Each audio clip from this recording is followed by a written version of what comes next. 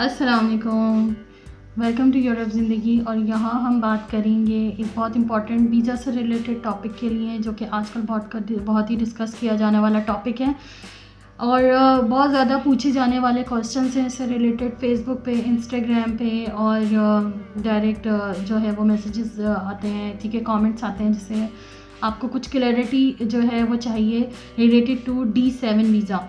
अब D7 visa जो है, जब भी हम यूरोप प्लान करते हैं आने के लिए तो ये सोचते हैं कि अगर पुर्तगाल आएँ तो कौन सा वीज़ा अप्लाई करें या जिस भी कंट्री में जाएँ वीज़ा अप्लाई किया जाए। वीज़ाज़ की काफ़ी सारी कैटेगरी है, जिसके अंदर से जो आज हम वीज़ा डिस्कस करेंगे वो है D7 वीज़ा।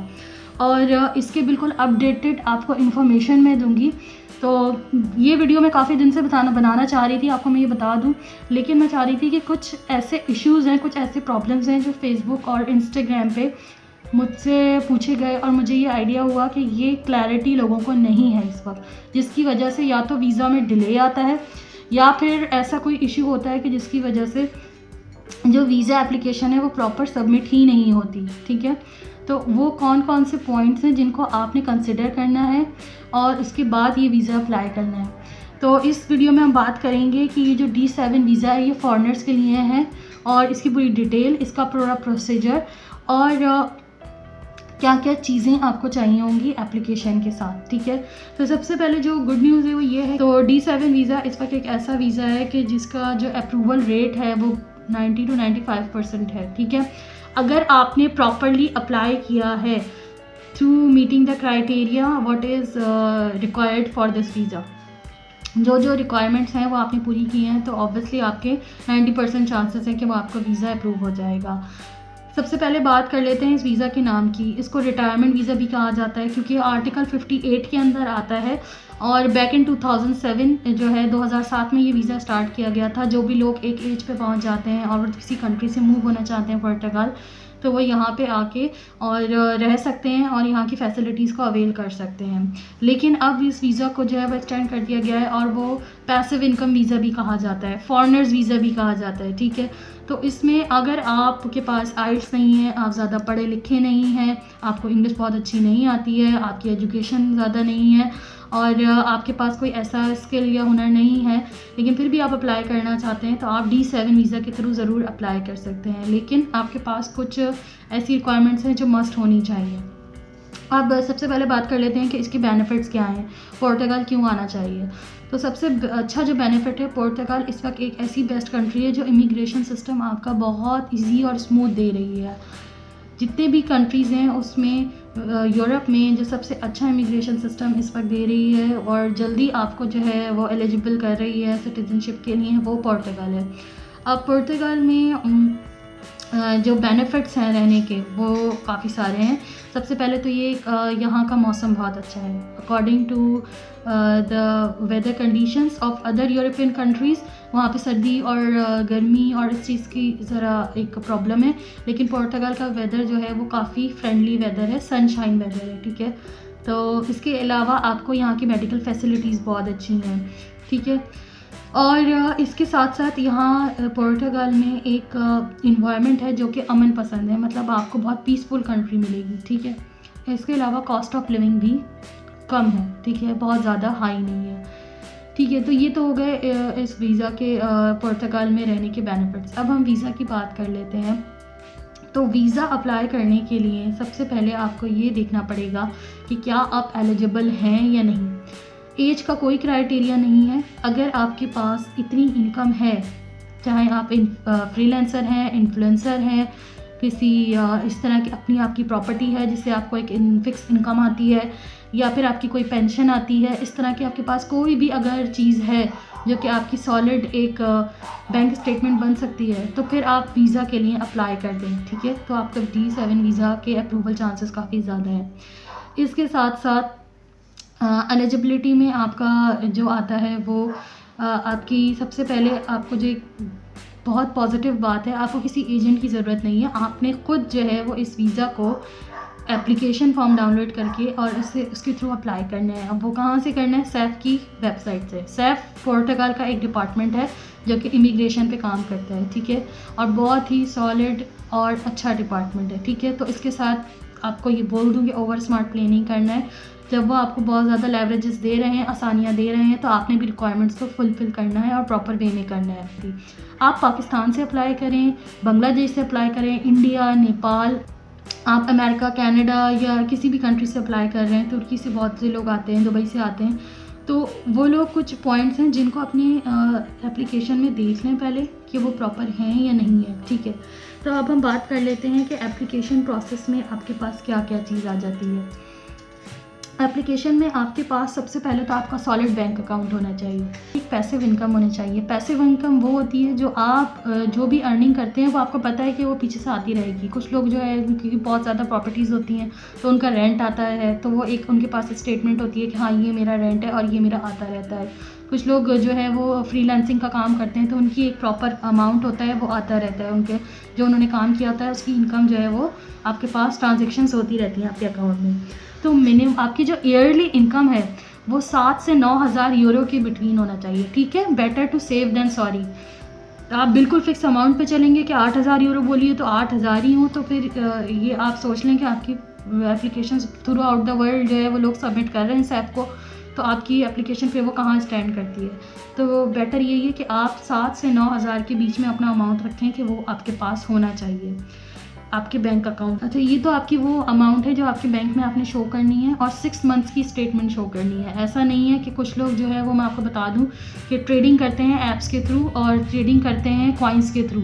तो कोई भी कॉइन अगर आपका ऊपर नीचे फ्लक्चुएट करता है तो अक्सर तो वो शो ही नहीं होता कि वो आपके नाम पर है। तो सैफ के जितने भी लॉयर्स और जो लोग अप्लाई करने वाले हैं, जो कैंडिडेट्स हैं, उनसे मेरी बात हुई है, और ये पॉइंट आपने माइंड में रखना है कि ऐसी कोई इनकम आपके पास है या आप किसी भी फ्रीलांसिंग में काम करते हैं और आपकी अकाउंट में ये शो हुआ है कि नहीं इससे नीचे इनकम आई है 7,000 यूरो से, तो फिर वो आपकी एलिजिबिलिटी में कहीं ना कहीं वो आपकी लक पर डिपेंड करता है कि अप्रूव हो भी जाता है, लेकिन चांसेस ये होते हैं कि उसकी वजह से आपको डिले होता है या नीचे आ जाता है आपका जो अप्रूवल रेट है।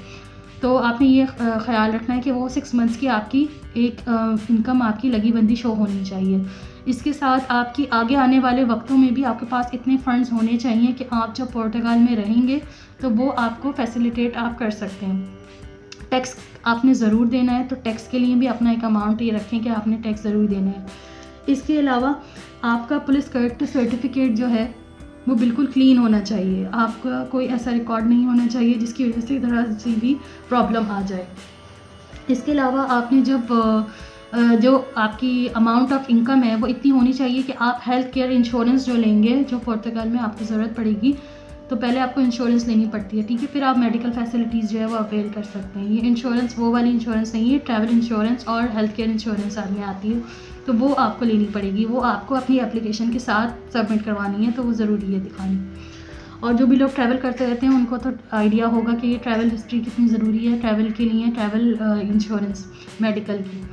इसके अलावा आपका प्रूफ ऑफ रेजिडेंस होना चाहिए। अब प्रूफ ऑफ रेजिडेंस में आपका ये आ जाता है कि आप जो भी कॉन्ट्रैक्ट आपको देता है कि आप रेंट पे आके यहाँ पे रहेंगे पुर्तगाल में, वो आपने अपनी होम कंट्री से ही अप्लाई करना होता है। तो वो जो कॉन्ट्रैक्ट आपके पास जो स्लिप्स होंगी जो आप पेमेंट करेंगे पूरे साल की या 6 महीने की, तो वो प्रॉपर आपके पास उस एप्लीकेशन में जाएंगी, तो वो आपके पास प्रॉपर होनी चाहिए, ठीक है।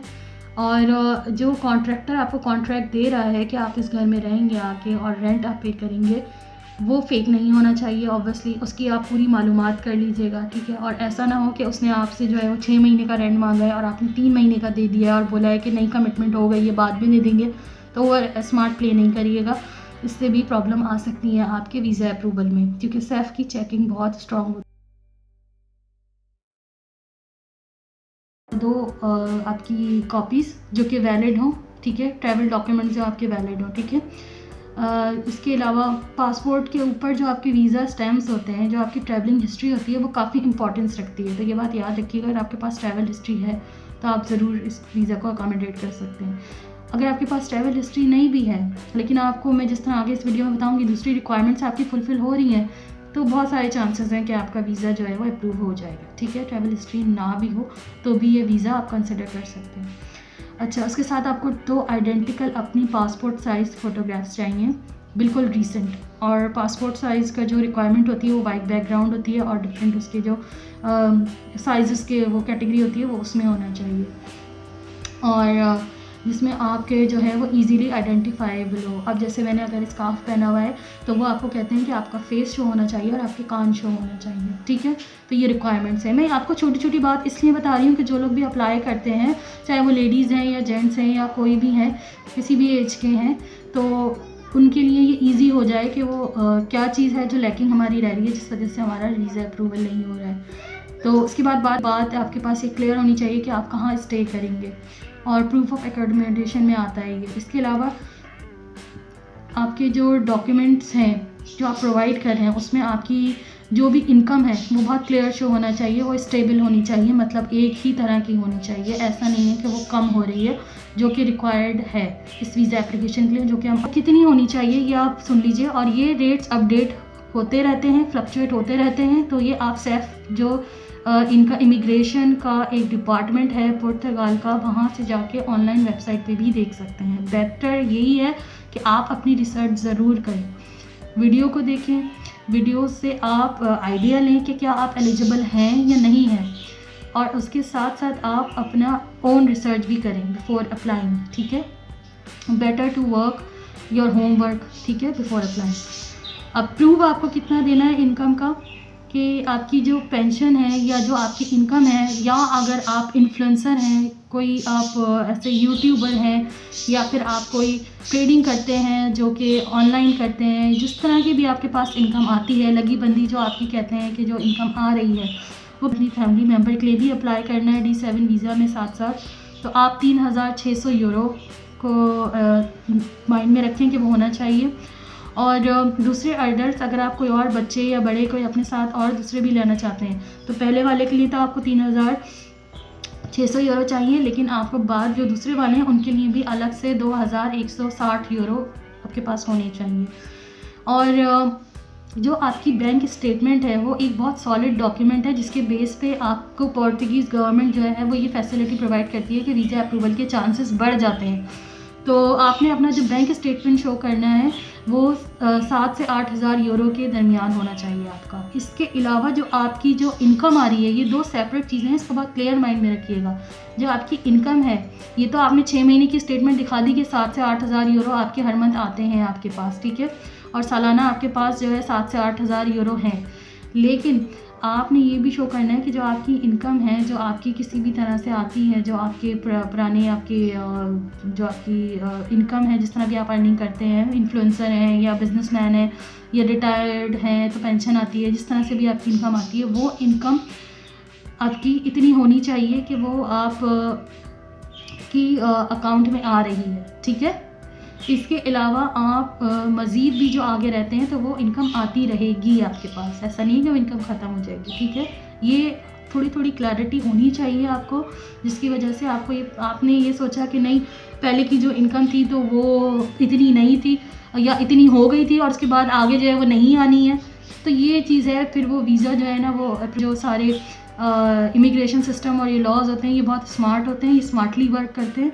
तो ये ना समझें आपके पोर्तुगीज़ गवर्नमेंट जो है वो इजी इमिग्रेशन सिस्टम दे रही है तो वो किसी को भी इन कर देगी, ठीक है। तो ये स्मार्ट प्ले ना करें आप, जो अकॉर्डिंग टू द लॉ है उस लॉ से चलें और आपके चांसेस हैं कि आप आगे सर्वाइव करेंगे, अप्रूवल रेट हो मिलेगा आपको। इसके बाद जो इम्पॉर्टेंट पॉइंट्स हैं इस वीज़ा से रिलेटेड, ये तो आपके सारे एप्लीकेशन के लिए होने ज़रूरी थे, मैं आपको बता दूँ, तो वो आपके चांसेस होते हैं कि आपको मिल जाएगी। अब इसमें प्रॉब्लम कहाँ आती है, हमारा वीज़े डिले या डिसअप्रूवल के चांसेस क्यों होते हैं, तो वो चीज़ें आप अपनी करेक्ट कर लें तो आपको बिफोर हैंड अच्छा रहेगा, आपके लिए वो अप्रूवल रेट हो जाएगा। तो वो कुछ पॉइंट्स मैं आपको बता देती हूँ। एक तो आपका बैंक स्टेटमेंट अच्छा होना चाहिए, ठीक है, ये तो एक लाजमी सी बात है। आपको वो फंड्स भी शो करने हैं कि जब आपको वीज़ा दिया जाएगा तो उसके बाद आप पोर्तुगीज़ गवर्नमेंट पर बर्डन नहीं होंगे और अपना टैक्स भी पे करेंगे और अपना जो आपका सारा लिविंग का कॉस्ट है वो भी आप बेयर कर सकते हैं, आप उठा सकते हैं, ठीक है। अच्छा, अब इसमें क्लैरिटी ये ले लें कि आप ये ना सोचें कि आपने ये सारा अमाउंट दिखा दिया है तो आपका सारा अमाउंट रह गया है, नहीं। आप इसके साथ यहाँ पे पुर्तगाल आके अपनी आराम से जॉब भी फाइंड कर सकते हैं। जॉब्स के लिए आप इंग्लिश स्पीकिंग है, आपको आइल्स नहीं दिया हुआ आपने, आपको इंग्लिश नहीं आती तो कोई प्रॉब्लम नहीं है इस वीज़ा के अंदर। आपको ये वीडियो बनाई है तो ये वीडियो आप आई बटन से देख सकते हैं। इसमें आपको इजीली जॉब्स किस तरह फाइंड करनी है वेबसाइट्स के थ्रू, आप आराम से आएँ रहें और जॉब्स फाइंड करें, आपको पूरा टाइम दिया जाता है, ठीक है। तो वो आपका अर्निंग का भी कोई इशू नहीं होगा, ठीक है। तो इस वीज़ा की एक रिक्वायरमेंट है, जो रूल है जो आपने फॉलो करना है कि आपने 183 डेज़ से 185 डेज़ तक, ठीक है, आपने पुर्तगाल की टेरिटरी में रहना है, ठीक है। आप इस वीज़ा के बेनिफिट ये है कि आप घूम तो सकते हैं शेंजन एरिया जो होता है, पूरी 26-27 कंट्रीज़ जो है, लेकिन आपने शेंजन एरिया के अंदर जो पुर्तगाल है वहाँ पे ये टाइम अपना स्पेंड करना है, ठीक है। ये टाइम स्पेंड करने का रीज़न यही है कि आप फिर एलिजिबल हो जाते हैं इस वीज़ा को आगे एक्सटेंड करने में।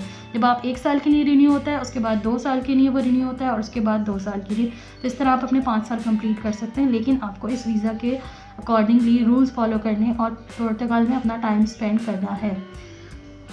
उसके बाद आपकी सबसे इम्पॉर्टेंट बात आ जाती है कि जब आप एप्लीकेशन भी लगाएंगे तो उसमें आपने जो अपना प्रूफ ऑफ एकोमोडेशन देना है, वो प्रूफ ऑफ एकोमोडेशन आपके पास वैलिड होना चाहिए, ठीक है, जो पूरे साल का होता है ऑब्वियसली। जब अब यहाँ पे मैं आपको बता दूँ कि प्रॉब्लम कहाँ आती है।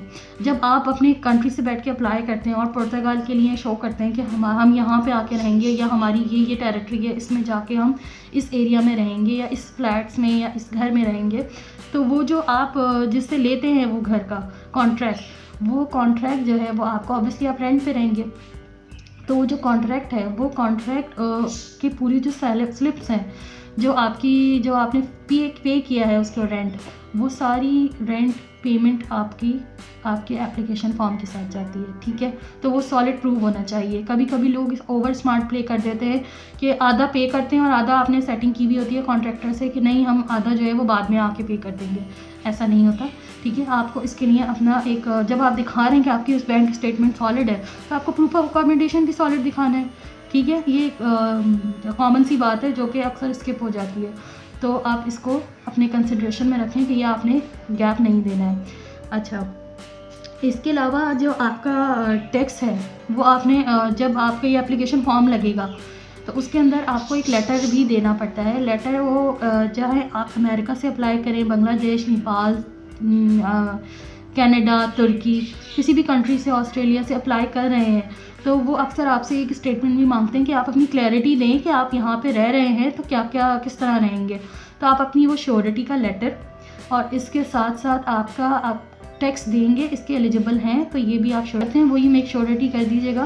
क्योंकि सैफ जब इस चीज़ को, जो इमिग्रेशन डिपार्टमेंट है, जब चेक करता है तो वो 3.5 मंथ्स तो उसके सिर्फ चेकिंग में लग जाते हैं। इस वीज़ा का जो अप्रूवल टाइम है ये 2 से 4 मंथ के दरमियान है, लेकिन सिर्फ 3.5 महीने ही इसके, क्योंकि चेकिंग होती है पूरी, तो वो डिपार्टमेंट अपनी इस केस को वेरीफाई करने के लिए, चेकिंग के लिए इतना टाइम नहीं ले लिया।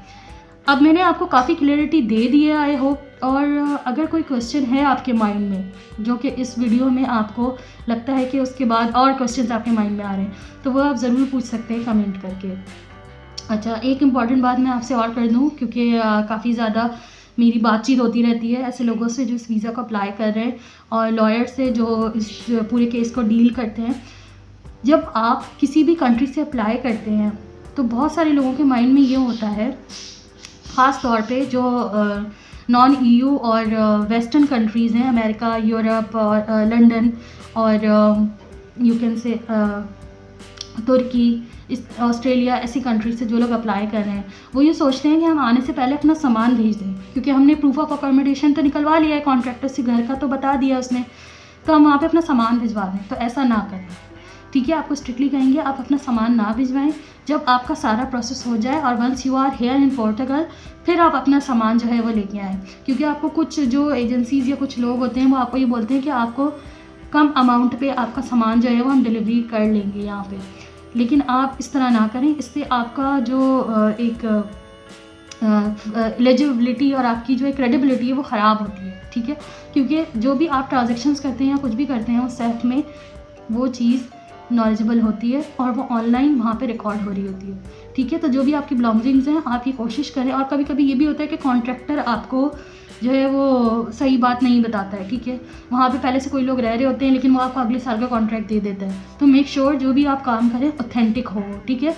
क्योंकि जो भी डिपार्टमेंट्स हैं वो बहुत स्मार्ट हैं, तो आप स्मार्ट प्ले ना करें, let them play their self, ठीक है। तो वो उनको अपना काम करने दें।